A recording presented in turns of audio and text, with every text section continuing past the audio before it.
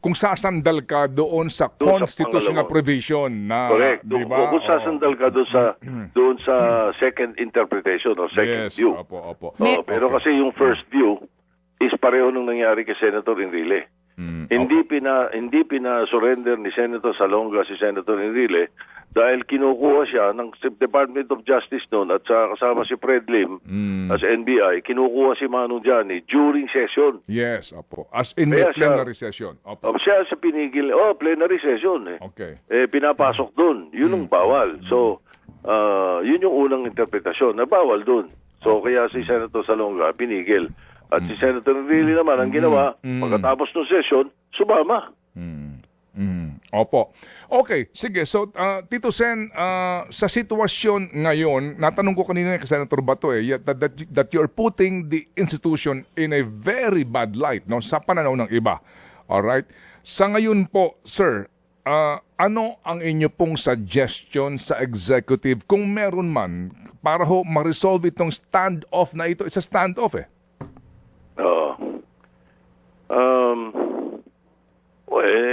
Seek redress in the courts. Dahil lang sinasabi naman niya, sinasabi ng mga abogado niya, kung sa local courts daw, siya'y susurrender. Kaya yun ang sinasabi ng resolution natin. So meaning, kung pumunta na ang executive, ang DOJ, kung saan po under ng NBI, sa local court para makahingi ng arrest warrant relevant sa ICC arrest warrant. Correct. That is one way of doing it. Or, sana apurahin ng Supreme Court yung decision nila sa petition na pinail doon. Opo.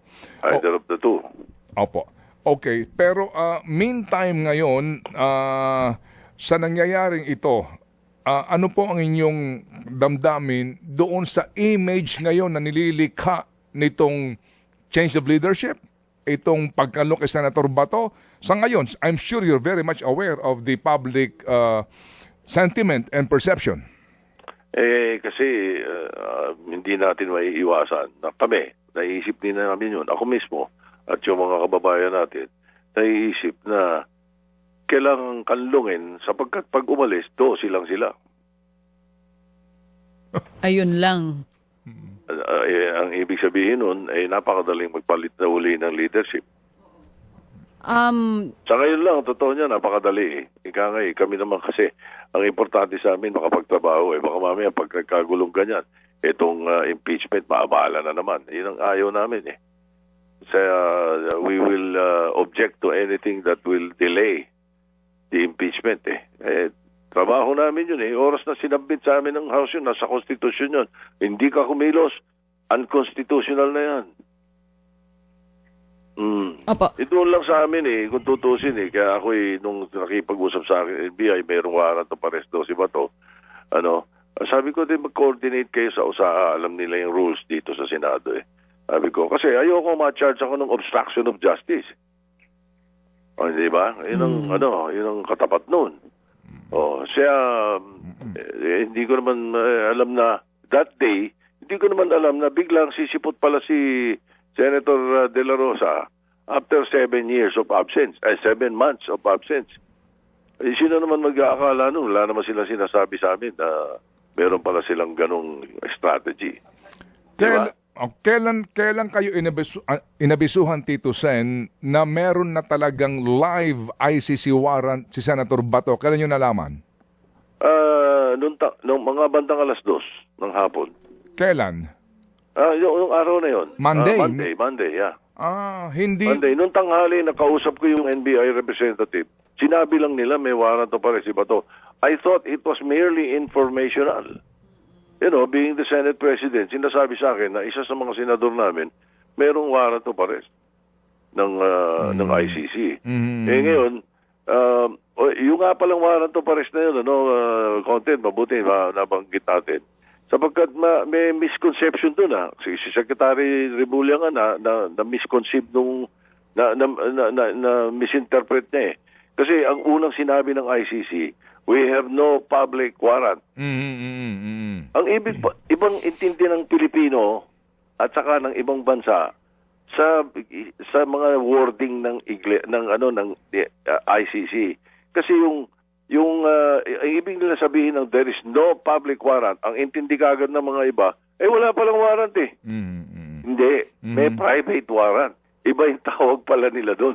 Ay, ibig sabihin nila, yung no public warrant, hindi nila pinapaalam sa publiko. Okay. Opo. Yun yung, pero meron, noong November pa. Ganun pala yun. Kaya dami na misinterpret to nung una eh. Opo. Ako naman, nung sinabi sa akin may ganun, naintindihan ko. Nung sinabi sa akin na nung bandang tanghali na meron daw. So, ano ba sa akin yun? Di ba, wala ka namang si Pato doon. Kaya lang, yung bigla magkakaroon pala ng ganong strategy. Opo. So, Tito Sen, kasi hindi nasabi ng NBI, hindi naman kami pupunta dyan ng walang koordinasyon, di ba? Per respeto ika niya sa institusyon, no? Yun sabi sa amin ni Ginoong Matibag. So, Senator, noong mga pasado 2:00, an hour before the session, inabisuhan kayo and you said mag-coordinate nga dito sa Coordinate sa USAA. sa USAA. Sabi ko, oo. Opo. At that time, wala kayong kamuang-muang, hindi nyo alam na naandun na pala si Senador Bato. Oo. At merong coup na mangyayari. Although may marang ugong-ugong na, wala kayong kaalam-alam that they have the numbers. No. We did because yung mga kasama ko, sila Mig Zubiri, sila Sherwin Gatchalian, at saka yung mga ibang kagrupo namin. Kausap naman yung ibang mga member ng Senado, wala sila sinasabi. Kinakaila nila eh. Kaya wala naman kaming iniintinding ganun. Kampante kami na wala namang gulo mangyayari yung araw na yun. Pero nangyari nga, ano ha? Opo. Nangyari nga. Opo, nangyari nga. And then, Senator Loren Legarda, Sir, Tito Sen, panahon pa ng FPJ campaign, siya ang kandidato as Vice President. Kayo na po ang campaign manager yan. So, ang lalim ang pinagsamahan ninyo. Ang sinasabi ni Senator... Napakalalim. I know, right? Ang sinasabi po ni Senator Ping, ni 1 second before the 3 p.m. session, hindi man lang ho nagpaalam sa inyo. Ano pong damdamin niyo doon? Wait, nagulat ako. I was talagang... I cannot say... pleasantly surprised. I was almost shocked. Parang gano'n eh. Parang ang mahirap paniwalaan. Kumbaga sa nanonood ka ng kung ano man drama, biglang na iba yung istorya. O iba pala yung culprit. Parang gusto mong sampalin yung sarili mo at sabihin, uy, gumising ka, mali pala. Masakit. Di rin sa akin. Baga sa hindi naman ganun ang feeling ko. Akin lang is parang, at least, alam ko na kulay mo. After all these years. Parang ganun lang. Hindi naman sabihin masama ang loob. Parang, ganun. You know. Kasi pwedeng babalik ka rin. Pwede rin. Pero may mga kasama kasi kaming pag nag-uusap kami, hindi ko na sasabihin kung sino. Ayaw nila ng ganun eh. Nung binabanggit yan, napapagbanggit na nung isang araw yun eh. Hapon na tayo. Merong isa, dalawa sa mga sinasabi sa amin, mga si ganyan, si ganun. Bumaliktad yan. Madulas yan. Huwag na. Mga ganun. Kasi yung mga kasama namin, lalo na yung mga tulpo, matitibay yung dibdib eh. Hindi kayang pressurein eh. Ayan, yung 11 sa amin doon na member ng minority ngayon, puro matibay yan. At talagang sumusunod sa konstitusyon yan. Pati yung dalawang independent ngayon. Yung nag-independent lang yun sapagkat kasama namin yun. Nakalista ng kasama namin yun. Nag-abstain lang. Tinawag lang ng independent na secretariat dahil nag-abstain. Pero may dahilan yung pag-abstain nila eh.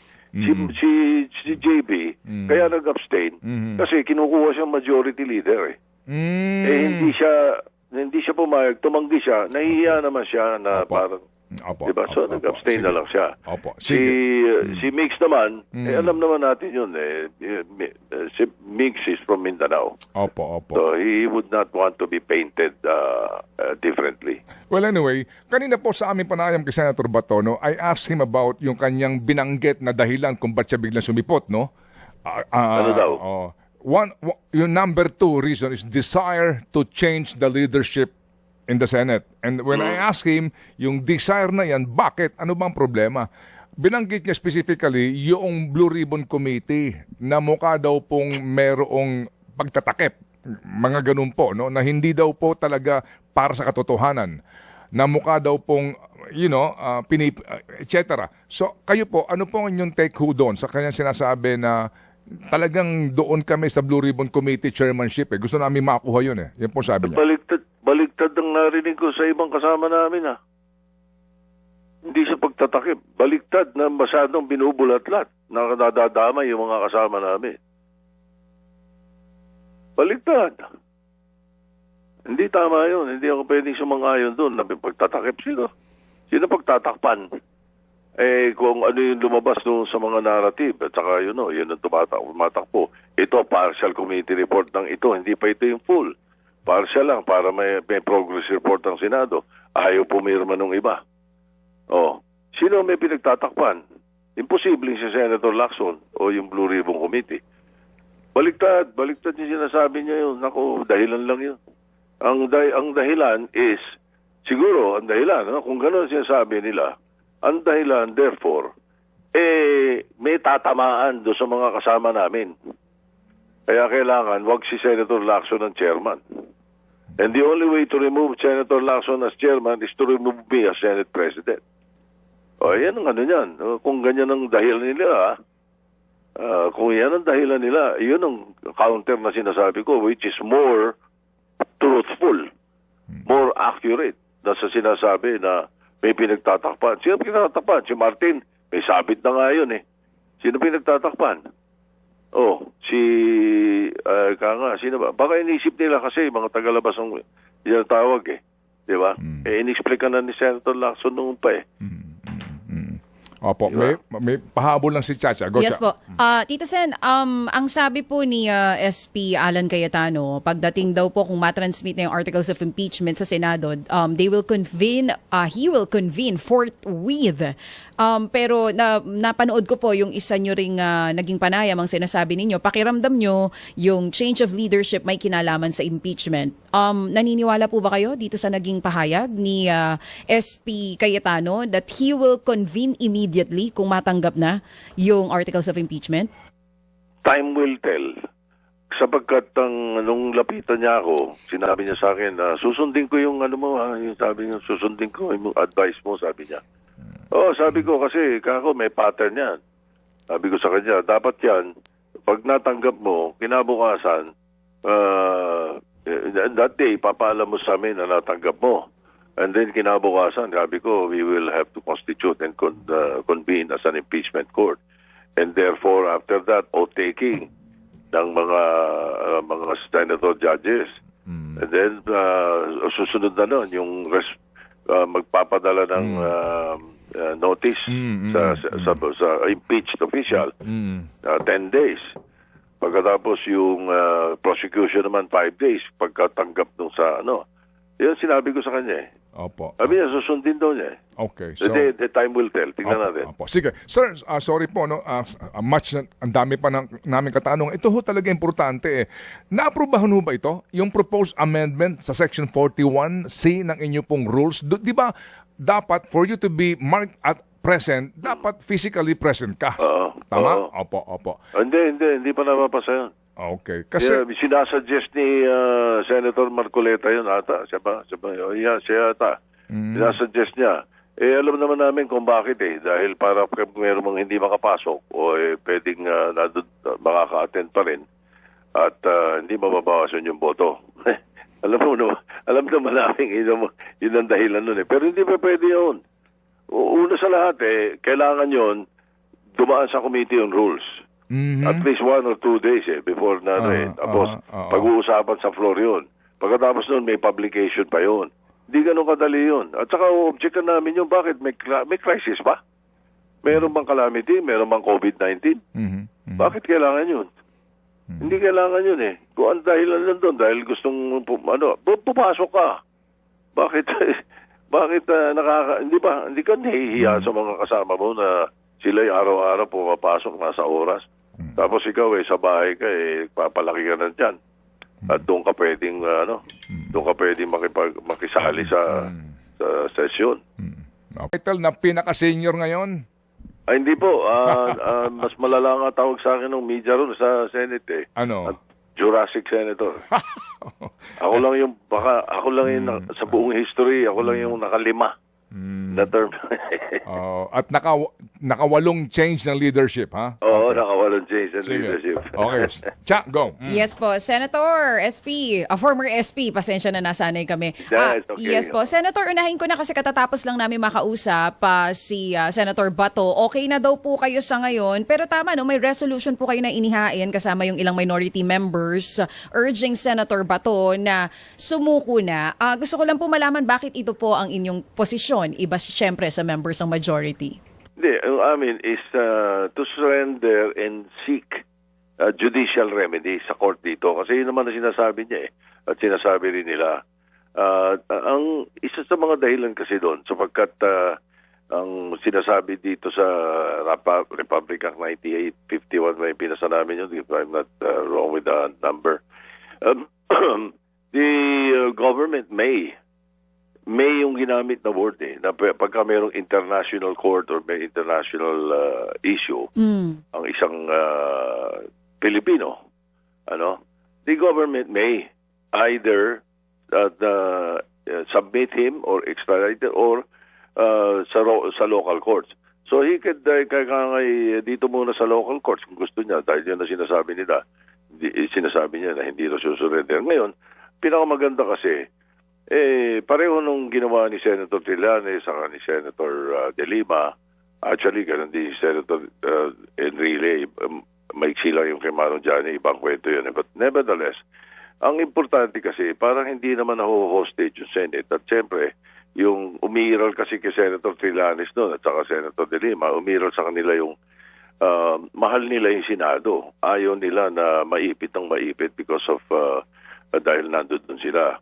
So katulad niyan, kahapon at saka ng isang araw, ang daming magluluro sa labas. Hindi mo alam kung pro Duterte sila o pro Bato sila or pro impeachment naman sila. Tapos ang pagkakaalam ko, merong napakalaking rally today doon.